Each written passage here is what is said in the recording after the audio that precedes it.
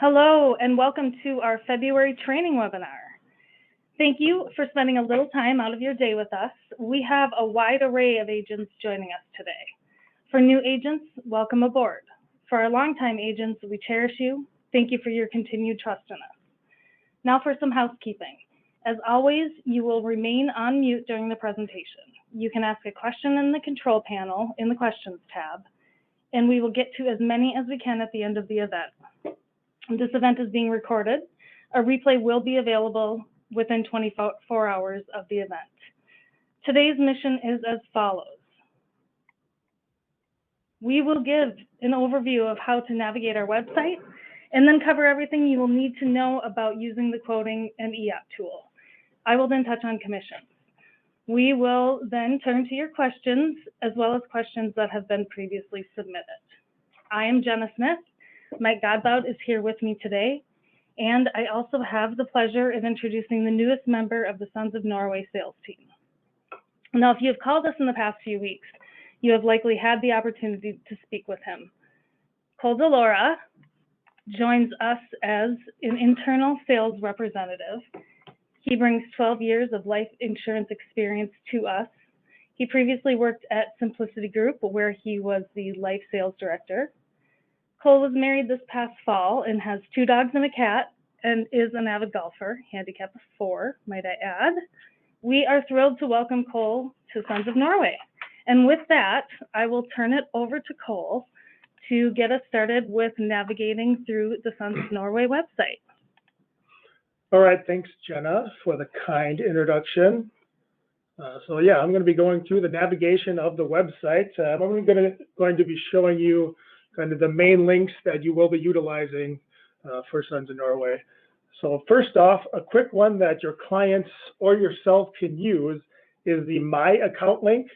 What this does is gives you access to any quick changes to a policy listed here. So beneficiary name, address, any changes in payments you are able to. So next. Try that again, Cole. Looks like. Let's try. Did not go. Let's see here. How about, let's see if we can see if you pull up. If I show my screen. There we go. All right. All right, let's do that again. Yeah, so again, the Sons of Norway website has a bunch of different information about Sons of Norway, our group and our culture, but this is going to be about the agent's use of the website. So real quick here on the My Account tab here, you can do a change of beneficiary, a change of name and address, make payment changes, or request withdrawals in certain products. So let's get into the actual agent portal where you guys will spend most of your time. So here you'll click on the agent portal and the login button. This, for myself, I have it pre-saved. You can do as you choose, but the login button's here with name, username, and password. And if you do not know your username or password, the click here buttons below will navigate you to that area. And if you are a first-time portal user, there's also a button there for you. So let's log in here to the portal. All right, so we're in the portal once we click that top again here, and this is where you're going to find everything you need to quote or look into any product, brochures, rider information, all that fun stuff. Also of note on this page, if you want to register for upcoming webinars, we will have a link there on that left side with that big red exclamation mark. So please register here if you haven't for our upcoming March 8th webinar. So later on in the webinar, also Mike will be going through the e-app. So I won't go through that, but on this quick links area, you're going to want to go to that quoting e-app section when you are doing new business. Other than that, the 2 other links I want to highlight are the product rider training, which I'll go into, and quick the secure email link where you are able to send any secure email through PDF. If you're not looking to fax any documents to us, you can email us any documents on that link. So let's get into some product finding, essentially. So this is your reference material. So on the left here, if you're looking for any product material, click on that link here, and this will show you any product profile of all the products we do offer here at Sons of Norway. If you want to learn a little bit more about how to do the e-app or products, there are training videos listed here, all the way down here. So we've got any and everything under the sun that we offer. We have a video on it. And we also have some new training webinar series, 3 episodes here that if you're looking for more of a training webinar, that's how you learn the best, that is what we have here, 3 episodes of doing business with us. So let's navigate to the top. If you're looking for paper applications, this before the sale resource is where you're going to go. So you can see that application section. This will also highlight the rate sheets for the GI and the SI, the guaranteed issue and the simplified issue, whole life. So down a little bit here is your application and forms for all of our life insurance and annuity products. One other thing here on the bottom, if you're looking for more information on our annuities, these are our sell sheets, which give you all the information on our product details for our annuities here. So let's go up real quick here. So again, this agent resource section on the side here is going to be an area where you'll find any and everything you need for our products. So the underwriting and case development questions and marketing reference materials will be right here listed down below. Also some fun training videos if you want some more information on underwriting will be on the below there. Any changes to client products will be on the servicing your client excuse me, area here. So the service request form is going to be the main form if you want to do any change with any of our products. This is the PDF that you're going to want to highlight and go to. And last but not least, the commissions and reports section. We just want you to go into the agent's report area here, and the quick tips, commission statements, production reports, and pending reports are where you'll find all that fun information. And let's get back to Mike, and he is going to give us some more information on how to navigate the e-application. Thanks, Cole. I greatly appreciate that. And I hope everyone's doing well today. I want to thank every single one of you for joining with us itself. You know, I've been with Something Norway for about 2 years now. I'm excited to be with this company. There's a lot of great opportunities here. We have a lot of great products. And furthermore, as you guys come on board, you will either speak with me, myself, or Cole, or Jenna when you do call the sales line for these questions. Now, I'm going to go through our e-application training aspect. A couple things I want to highlight on this page. So you'll notice on my page, you'll see the effective date. You guys will not see that on your page, and there's a reason for that. It's because the effective date officially is whenever the client officially pays for the policy itself, and we collect that premium. I have the ability to affect those as an administrator, so please don't be weirded out if you don't see it on there. It's not going to be on your screen, so it's just don't worry about that. The other things I want to highlight on this front page, obviously, the date of birth, age, gender, contract state, name, and the product. Obviously, you want to put in the date of birth correctly off the bat because you want to get an accurate quote because we go by actual age and not by, you can't save age, things like that, so keep that in mind. So in this case, we'll deal with a 57-year-old female, in the state of Minnesota. That's where we're at right now, but you obviously list the state that you're on. You have all these states to choose from. Quick note, if your client happens to be in a different state that, let's say we don't work in, but they happen to be visiting a state that you're working in itself, you could absolutely sell them that policy as long as you are licensed in that state as a non-resident, whether we sell it or not. You have to have a license to be able to service that policy in that aspect. So any questions on that, you can definitely reach out to me a little bit later on it, but at the same time, let's go through this. So on the name factor, it's very, very important that you put in the first and last name in these 2 boxes. Reason why for it, simply because that it auto-generates in the application itself, this information, and I'll show you that in just a short second. But just for the time being, we're just put test just for this aspect. So obviously we have a list of different products here. We can hit the drop down, you'll see a bunch of different products that you have as an option. The guaranteed solution is what we're working with today, so we're going to keep it the same, and we are going to press start illustration, get to the next page. All right, so 57-year-old female, $5,000. You'll notice there's 2 things. Payment frequency is stated starting off as monthly. You do have the option to switch between monthly all the way down to annual, so any of those options.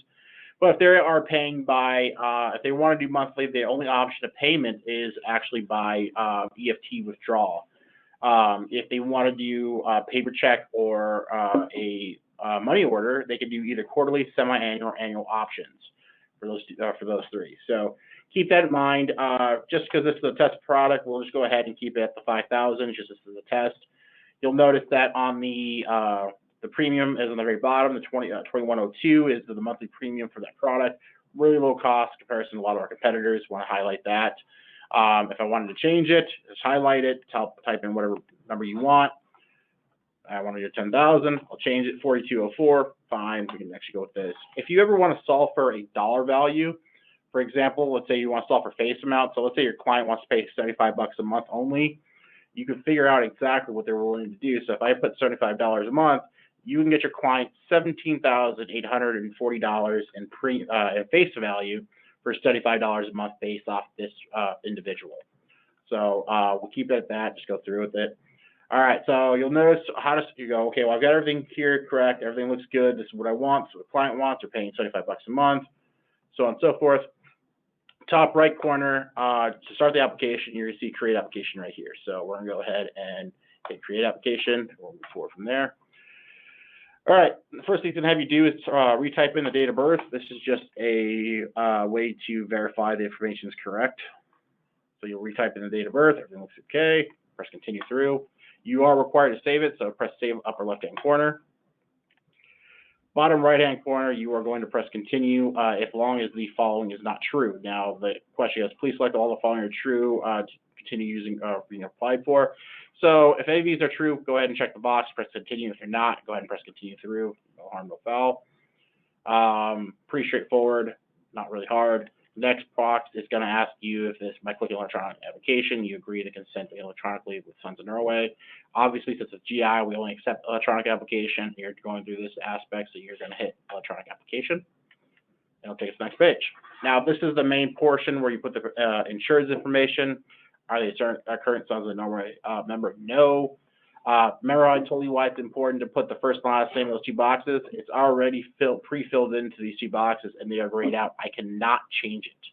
So make sure it's correct and make sure it's on there. If you don't see it in these two boxes, redo or go to return illustration and start up anew going with the information there. In this case, we're not going to, I'll put in a middle initial, go from there. Everything with the red asterisk has to be filled in, so we'll go ahead and do that. Now I've done this so many times that I've actually got stuff already ready to be pre-filled in. We'll move forward. But quick note, they are required to have a Social Security number to be able to have a policy with us. If they do not have a Social Security number, unfortunately cannot have a policy with us. Sometimes on green cards, I've been told and seen where they do receive a temporary Social Security number before they become citizens. You are absolutely welcome to use that as an option. Usually that ends up being their actual Social Security number as they become citizens of the United States. So, regarding that, going forward. So let's go ahead and press continue through. All the information is already current there, so we'll press continue. The next page, it talks about the owner. So if the owner and the insured are the same person, you are going to leave this the exact same way it is and press continue through. If the applicant, owner, other than proposed insured is not listed, let's say that grandma wants to buy a policy for grandson, you're going to check this box and fill in all of grandma's information here and move forward. If the payer is different from the owner, such as, grandma wants to buy wants a policy, pay for the policy, but wants the son to be or grandson to be the owner of his own policy, that's how you do that. But for today's purpose, we're going to keep the proposed insured the same as the owner. We'll continue through. All right, so this insurance applied for just reallocates the $17,840 for $75 a month. Make sure that's correct and what you want. If you are paying by semi-annual, quarterly, or annual payments, and they're doing by check or money order, you can go ahead and check the box to take away the EFT form that's going to be required to be filled in later, so that way that doesn't come up on you. But in today's presentation, we are going to have it be a monthly and show the EFT form, so I can show you how to fill that out. Does the person propose for insurance have life insurance or annuities in force? Yes or no. In this case, we'll say no. And this basically, are you replacing any existing insurance or annuities? We are not, because they don't have anything in force. Press continue. And then you get to the beneficiary page. So the primary beneficiary, go ahead and list their information. Just put mine there for now. Just go ahead and do that. And then relationship to insured is required to be filled in. So is this person the son, child, parent? Let's say I'm the child of the person. We'll go ahead and put that. If they by chance are none of these options, you are going to select other, and then you're going to enter the information, relationship description. So let's say it's friend, and let's say relationship, explain the relationship, only person trusted to handle final wishes. Move on. If you want to add additional primary, you go ahead and click add additional primary, bring it out another box. But if you want to list a contingent, you are not required to, but just enter the contingent information. And if you want to add additional contingents such as kids, let's say husband buys the policy for himself, lists the wife as a beneficiary, and then you want contingent beneficiaries being the kids, and you list all the kids there. Quick note, if you list more than one contingent or one more primary, it's going to split that final payment evenly, or their death benefit evenly between how many are listed. So if you have 4 contingents, each one will get 25% of the death benefit. Let's go ahead and press continue through. All right, so let's talk about the membership factor. This is the number one question I get a lot of. We recently just switched this around where we actually pre-filled it in to where it should be listed as. Question asked if insured Norwegian by birth, descent, marriage, or interest affiliation. 99.9% of the time it's going to be interest affiliation because you're calling on these leads and you're offering them a low cost product. None of them are probably Norwegian, but they happen to mention they are. Go ahead and list that in. Why we ask that question is because we are a Norwegian-based company based on Norwegian heritage. We like to know how many of our members are actually Norwegian itself, and on that aspect, it helps us with that reporting factor. And then our lodge type, we enter in Central. Central, as just a quick rundown, is our main home office, and the local is an actual local brick and mortar location. Now, the local lodge, why you don't want to select that is because that shows that they're going to be interested in actually attending those meetings, and most of these clients just want the insurance and don't want to be bothered by that. So just hit Central or keep it the same and move forward.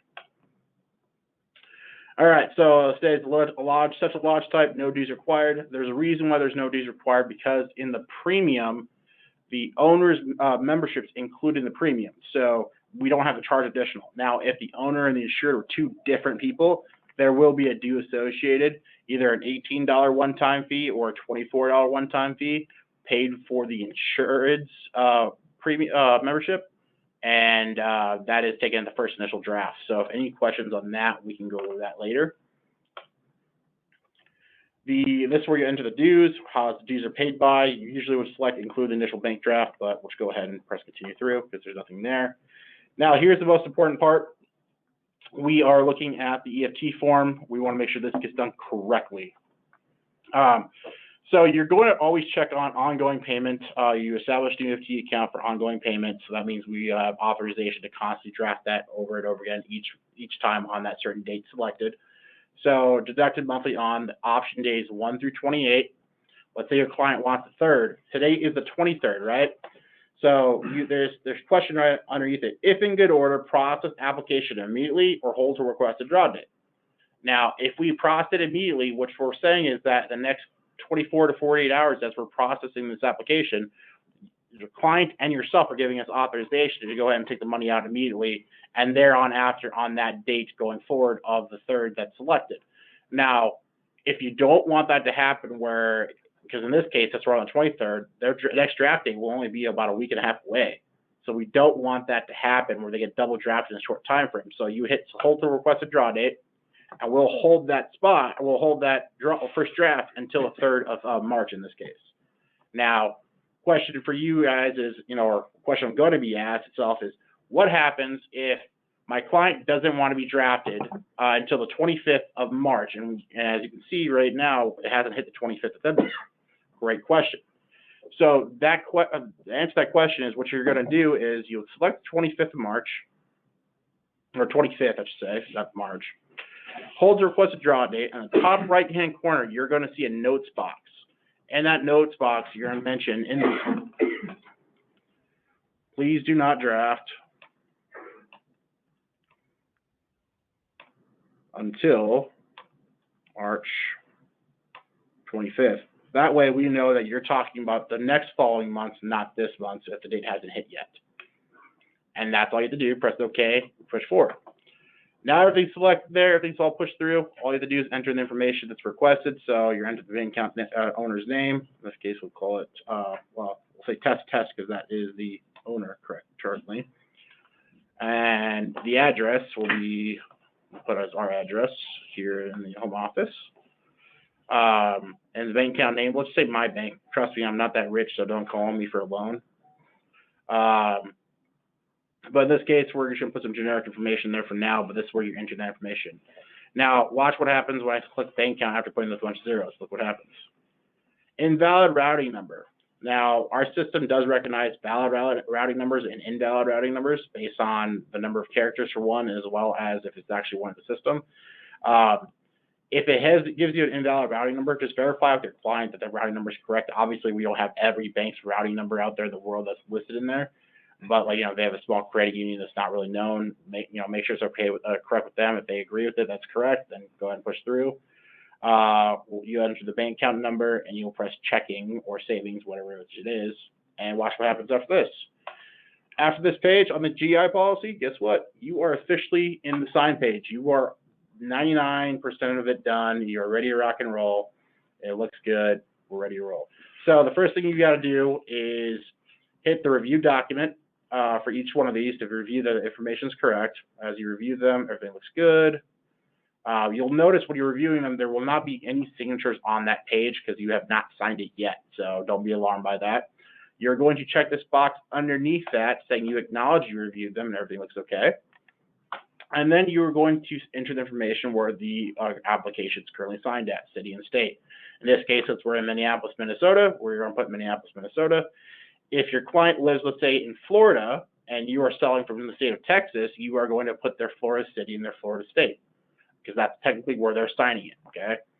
You'll enter the information. This is for the insured, so I know they kind of pre-filled in my name because I was doing that pre-fill in, but you'll enter in the name of the client. In this case, we put test, so you'll put in test, so enter the full name. You are not required to put an email address there, so don't feel like if there is anything you can put there, if you want to. I do recommend putting one there. It just would help us out when it comes to communications. Address, just enter their information if it's not already pre-filled in, and then the telephone number, make sure it's correct. And then you're entering this verification code. You're going, well, what does this verification code do? Well, this verification code itself is actually the way we actually get the authorization for our signature. So once you enter that verification code and enter this information in, then once you press sign and upload, it'll auto-generate an e-signature. And that means you do not have to have your client sign on their you are signing on their behalf. All you need to have is their verbal authorization that they're good to go. However, I do recommend that you have them send you an email or something in that aspect where they agreed to buy this policy to keep for your records, just for future reference. We are insurance agents covering our own assets, if you catch my drift. So, go on that aspect. All right. So next question to ask you: in an agent page, we are going to send it to the address that's listed here as the agent. We'll keep it as client member. The next question is going to ask you agent FBC rep number. Remember, I'm only going off the ones that are red asterisk. They're required. So rep number. In this case, we'll just use 1234 as a rep number. That's a 4-digit number you are going to collect from get from us when we get you contracted.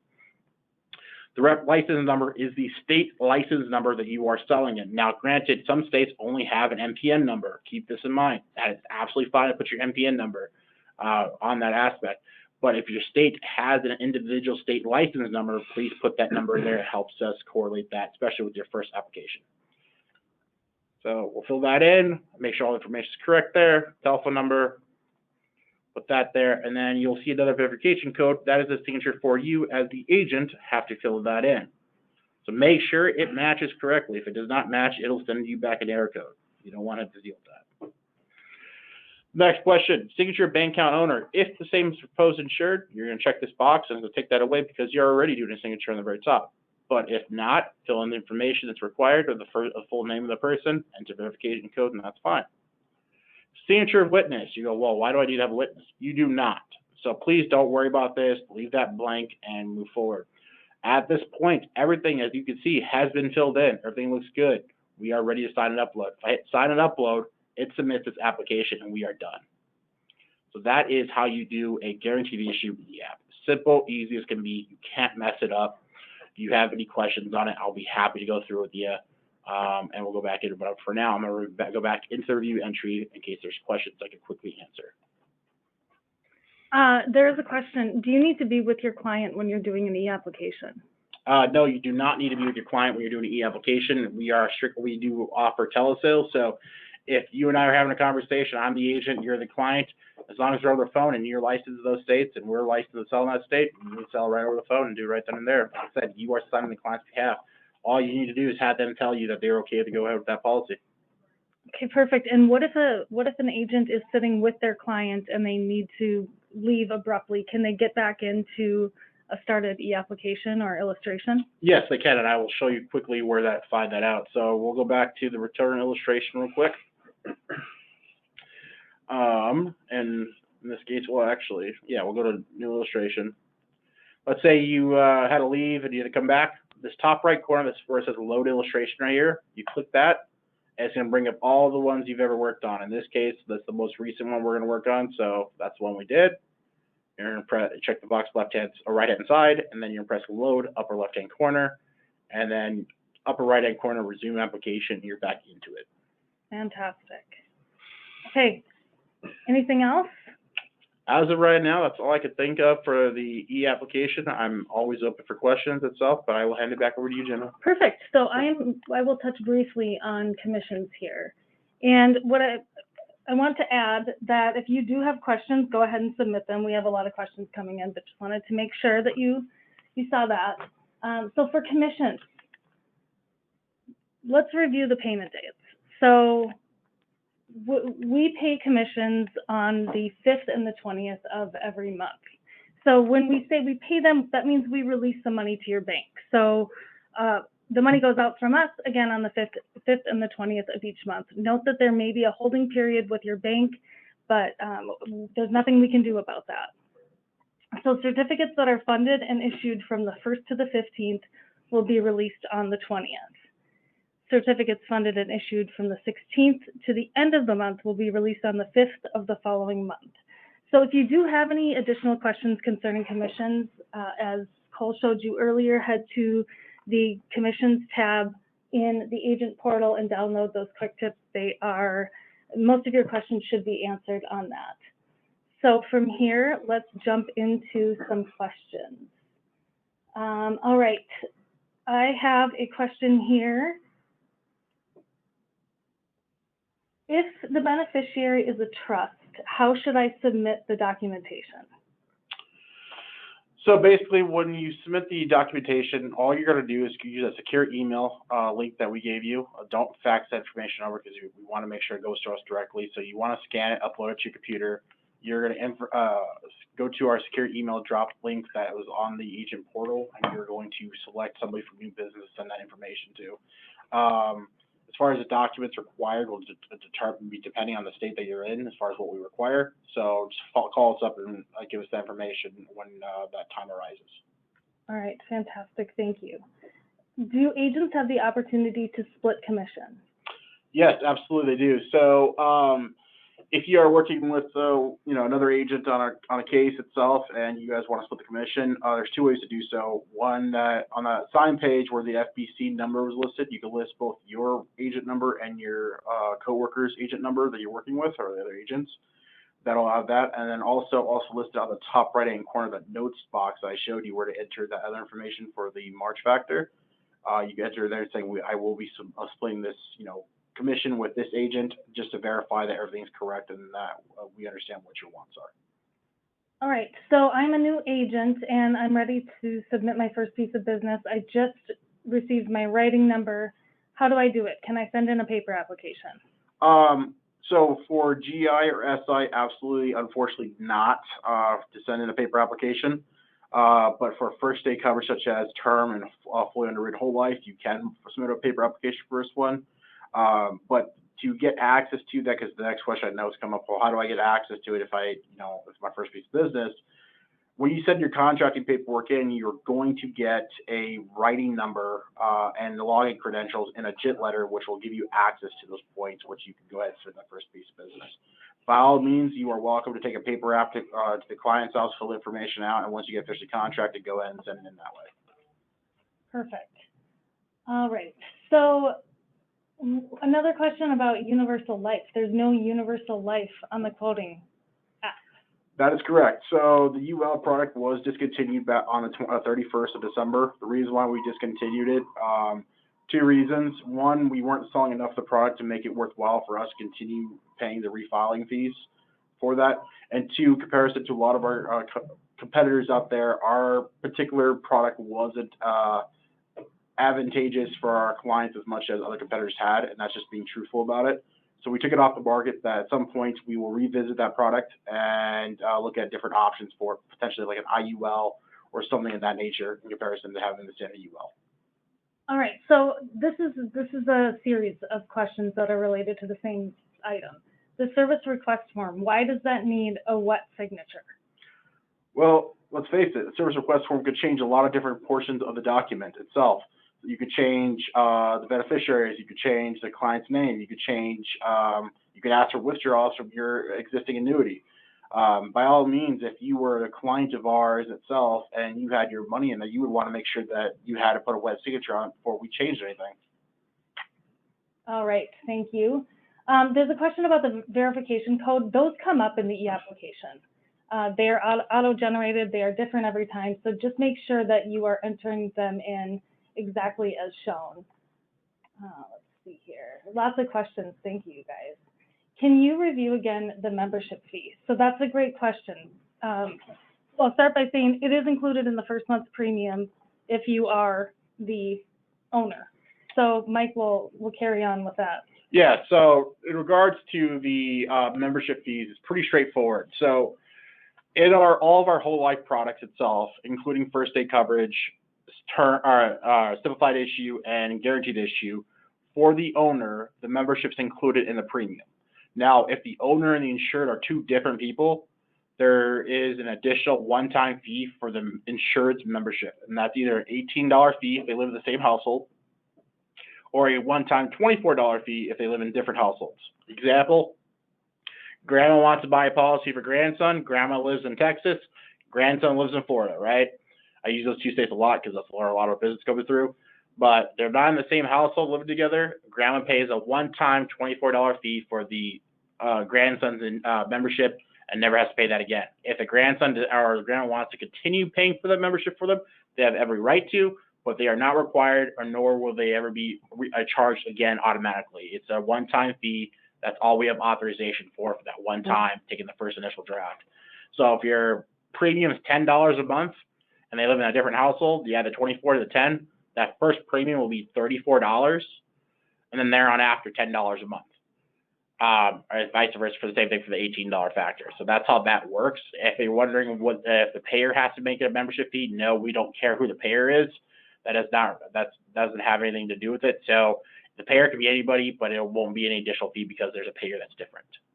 Fantastic. So there's a question here. How does the membership fee relate to the premium you quote? As Mike just said, there's no additional fee. It's built into the premium, so long as you are a owner and insured of their own policy. So that literally means, like, if you make a quote and let's say the premium shows us $26.37 for that client, that's including the membership fee automatically. As far as what that dollar value is, it's $24 based off 12 months. It's a $2 per month factor that's added that fee. That is required because we are a fraternal organization that have our members have our insureds be members of our organization. Fantastic. I found that confusing at first too, so I'm glad that we were able to clarify that. Will this be available to rewatch? Yes, it will. This was recorded. We will send out an email in the next 24 hours with information on how to rewatch it, as well as registration for our next webinar. So you can join us March 8th from 11 to 11:30, April 12th, same time. and May 10th. Those are all in Central Time as well. So let's see, I don't think we have any more questions. I think we've answered all of them. You can always reach out to us whenever needed. And as a reminder, if you're looking for customer service, you can hit 1. If you're calling to talk to us, hit 2. New business, hit 3. Licensing and contracting, hit 4. And commissions, hit 5. So let's see, any additional questions? I don't see any. And Cole's information will be added to this, but if you need to get a hold of us, please call 833-707-0012 and hit option 2. You'll reach Mike or Cole. If you get me, I'm sorry. I will do my best to answer your questions, and then I'll either send you over to Mike or Cole. So I think that's all we have for you today. Any additions from you guys? Oh yeah, what I want to say is I want to again say thank you to everybody that came on here and listened to us talk about this.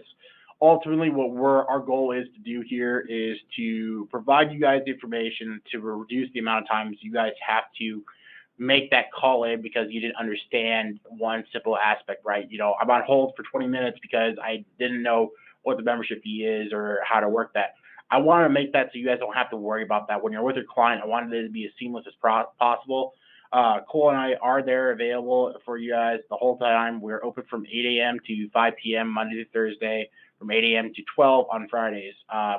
Yes, we do close the phone lines down at 12. Doesn't mean we stop working. We just get so much business in that we need the other half of the day to make sure we're processing all the applications we possibly can and taking care of the back end work itself. So feel free to reach out to us anytime you guys have questions itself. Please note that also we're not just a GI shop. We have all the other products out there. We have term, standard whole life, annuities, you name it, we have it, except for obviously UL anymore, but that may come back at some point. But please look at all of our products. Understand what we have to offer because you'd be surprised to see what our premiums are in all of our products and what we offer. And like on our term products, I bet most of you guys didn't realize that you guys get renewable commissions on the 20 and 30-year term for the life of the policy. That is someone that doesn't offer, right? I know our commissions are a little bit, on the lower side than most other carriers, but we also have the lowest premiums out there. So you guys will be able to sell a lot more product to your clients and make sure that you're giving them the best coverage possible. If you have any questions at all, again, give us a call and we appreciate it. Thank you.